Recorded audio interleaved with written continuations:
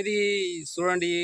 తల్లి ఆహ్, తండ్రి, తండ్రి, కొడుకు, కోడలు. కొడుకుకు పెళ్లి చేసి ఇక మీరు మంచిగా బతకండి అని హైదరాబాద్‌కు పంపిస్తారనమాట తల్లి గాని, తండ్రి.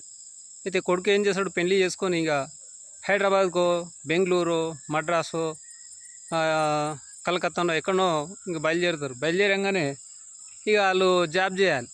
జాబ్ చేసి బతకాలి.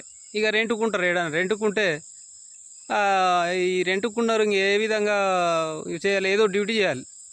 ఇక తల్లిదండ్రులు ఏం చేస్తారు, ఒక 4 నెలలకో 3 నెలలకో చూసిపోనీకి అని ఇంక ఫోన్ చేస్తారు. అరే వస్తున్నారా బాబు చూసిపోనీకి అంటే ఇక ఫోన్లోనే మాట్లాడంటుంటారు అనమాట. ఎందుకంటే ఇక్కడ రెంట్కు ఏమని తీసుకుంటారు, భార్యాభర్తలు ఇద్దరమే ఉంటున్నామని రెంట్కు తీసుకుంటారు. ఇక్కడ ఏంది, తల్లిదండ్రులు వచ్చారు అనుకో, నలుగురు అవుతారు.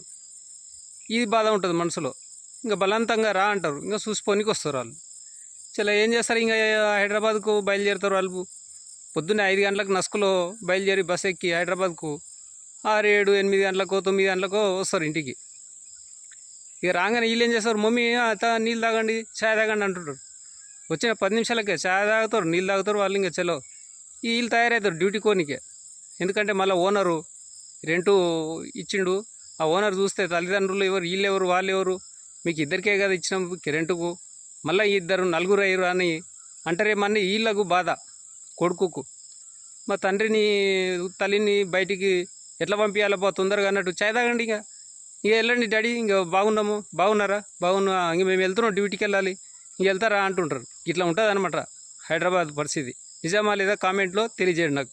Thank you.